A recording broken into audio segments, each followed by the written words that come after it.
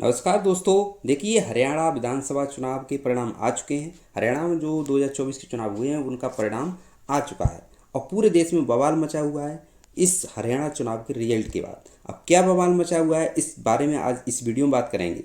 देखिए, सबसे पहले जो हम बता रहे हैं वो ये बात है कि हरियाणा में विधानसभा चुनावों के नतीजे 8 अक्टूबर 2024 को घोषित कर दिए गए हैं और भारतीय जनता पार्टी जो बीजेपी है वो हरियाणा में लगातार तीसरी बार सरकार बनाने जा रही है। दोस्तों, पार्टी के खाते में 48 सीटें आई हैं। 90 सीटें में से 48 सीटें पार्टी के खाते में आई हैं। बीजेपी के खाते में कितनी सीटें आई हैं? 48, जो कि स्पष्ट बहुमत के ओर चली गई। 2024 में बीजेपी हरियाणा में लगातार तीसरी बार सरकार बनाने जा रही है। ठीक है, अब देखिए इसमें क्या हुआ है कि यहाँ पर 90 सीटें हैं और यहाँ पर 46 सीटें चाहिए बहुमत के लिए, और जिसमें बीजेपी ने 48 सीटों के साथ स्पष्ट बहुमत तीसरी बार सरकार बना ली है। और अब देखते हैं इसमें क्या बवाल मचा हुआ है पूरे देश में। देखिए दोस्तों, हरियाणा में चुनाव हो चुके हैं और उसका रिजल्ट भी आ चुका है। हरियाणा में चुनाव के नतीजों को लेकर आर पार की लड़ाई लड़ने में लगी है कांग्रेस। चुनाव आयोग के आगे रख दी है कई मांगे। क्योंकि क्या मांगे रखी हैं? देखिए, कांग्रेस के मीडिया विभाग के प्रमुख पवन खेड़ा जो हैं उन्होंने दावा किया है कि हिसार और महेंद्रगढ़ और पानीपत जिलों में ईवीएम को लेकर शिकायतें आई हैं। अब यहाँ पर ईवीएम को खराब बताया जा रहा है। कांग्रेस का यही हाल रहा है, जब वो जीत जाती है तो ईवीएम सही है और अगर वो हार जाती है तो ईवीएम खराब है। यही होता है ना। तो अब देखिए, मैं आपको बताऊं, 99% चार्ज थी बैटरी। उसमें क्या कहा गया है, जो पवन खेड़ा हैं उन्होंने दावा किया है कि जो बैटरी थी वो 99% चार्ज थी। उन्होंने कांग्रेस उम्मीदवार की हार हुई है। जहां पर 99% चार्ज थी उनमें कांग्रेस की उम्मीदवार की हार हुई, लेकिन जिनकी बैटरी 60-70% चार्ज थी उनमें कांग्रेस की जीत हुई। दरअसल हरियाणा विधानसभा चुनाव में ऐसा हुआ है, ये कहना है कांग्रेस का। भारतीय जनता पार्टी को मंगलवार के दिन अप्रत्याशित जीत मिल गई, तो ये कहना है कांग्रेस का। ठीक है, अब देखते हैं आगे। देखिए आगे क्या है। आगे कांग्रेस बोल रही है कि ईवीएम में हैक हो गई। ईवीएम हैक हो चुकी है। इसमें 90% चार्ज से बीजेपी जीत गई है और कम वाली कांग्रेस को लीड मिली, यानी कांग्रेस हार गई। 20 सीटों पर गड़बड़ी की गई है, उसका दावा है। जो कांग्रेस है उसका अब दावा हो रहा है कि 20 सीटों पर कांग्रेस ने गड़बड़ी की है, इसलिए वो जीत गई है।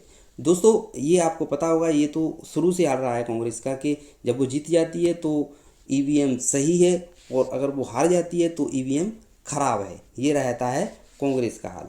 दोस्तों ठीक है, ये समझ चुके होंगे। अब देखिए आगे देखते हैं। आगे क्या है? आगे है कि हरियाणा विधानसभा चुनाव में आम आदमी पार्टी है, उसने अपना खाता खोलने में ही विफल रह गई। उसने अपना खाता भी नहीं खोला। दिल्ली और पंजाब जो हैं और पार्टी संयोग अरविंद केजरीवाल हैं, उनका खाता भी नहीं खुला है। किसमें? हरियाणा चुनाव में। तो ये बात देखिए। ठीक है, उन्होंने कितनी सीटों पर चुनाव लड़ा? 88 सीटों पर चुनाव लड़ा, जबकि कुछ नहीं मिला, एक सीट भी नहीं मिली और 88% जमानत जब्त होने से भी नहीं बचा सकी। ऐसा हुआ एएपी के साथ। ठीक है, आम आदमी पार्टी के साथ। अब इनका क्या होगा पता नहीं। देखिए अब आगे देखते हैं। हरियाणा और जम्मू कश्मीर विधानसभा चुनाव 2024 के परिणाम के बाद 8 अक्टूबर को सामने आ चुके थे। तीसरी बार लगातार बीजेपी सरकार बनाने में सफल रही। ठीक है, ऐसा हुआ 10 साल बाद भी कांग्रेस के हाथ खाली ही रह गए। ठीक है, खाली ही रह गए। हरियाणा में बीजेपी ने 48 सीटों के साथ जीत हासिल की और सरकार बनाने में सफल रही। अब देखते हैं आगे। आगे क्या कहा है देखिए। अब इसमें क्या हुआ है कि जो दिल्ली की एएपी पार्टी है, आम आदमी पार्टी है, उसने अब क्या दावा कर दिया है कि अब हम कांग्रेस के साथ गठबंधन नहीं करेंगे, अब हम अकेले चुनाव लड़ेंगे। अब देखिए दोस्तों, ये क्या हुआ है। जो ये बुरी तरह जो हरियाणा की हार हुई है, इसमें हार देखने के बाद जो अरविंद केजरीवाल हैं उन्होंने क्या दावा कर दिया है कि अब हम अकेले चुनाव लड़ेंगे। अब उन्होंने अकेले की कर दिया, क्योंकि कांग्रेस के साथ तो इनका कुछ होने वाला तो है नहीं, तो इससे अकेले ही लड़ना, उसमें ही फ़ायदा हो जाएगा। तो ये अपना फ़ायदा देख रहे हैं कि अब फ़ायदा होगा हमें कि नहीं। अब फ़ायदा होगा या नहीं ये तो आगे की बात पता चलेगी। ठीक है, तो हरियाणा में कांग्रेस को 37 सीटें हासिल हुई और एएपी का खाता भी नहीं खुला, ये 0 पर सिमट गई। ठीक है, और ये जेल से निकल कर आए थे हरियाणा में चुनाव लड़ने के लिए, लेकिन फेल हो गए। अब आगे देखते हैं। तो ये हाल रहा। ठीक है, और यहाँ पर अब राहुल गांधी क्या कह रहे हैं? राहुल गांधी कह रहे हैं कि नतीजे हैरान करने वाले थे।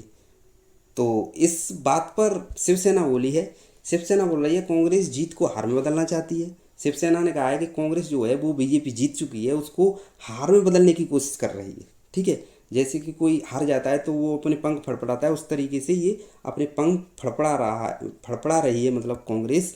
तो उसमें कह रही है कि अब ये कांग्रेस जो शिवसेना है उन्होंने कहा है कि शिवसेना के जो नेताजी हैं उन्होंने कहा है कि कांग्रेस जीत को हार में बदलना चाहती है। और महाराष्ट्र में अगर महाराष्ट्र में अगर अकेले लड़ना हो तो बताए। महाराष्ट्र की कह रहे हैं कि अकेले लड़ना हो तो बताए। कौन? कांग्रेस। तो लोकसभा में नेता प्रतिपक्ष और कांग्रेस के सांसद राहुल गांधी ने जम्मू कश्मीर और हरियाणा में विधानसभा चुनाव के नतीजों पर बुधवार को ये बात कही। ठीक है, तो अब आप देख सकते हो कि कांग्रेस का क्या हुआ है।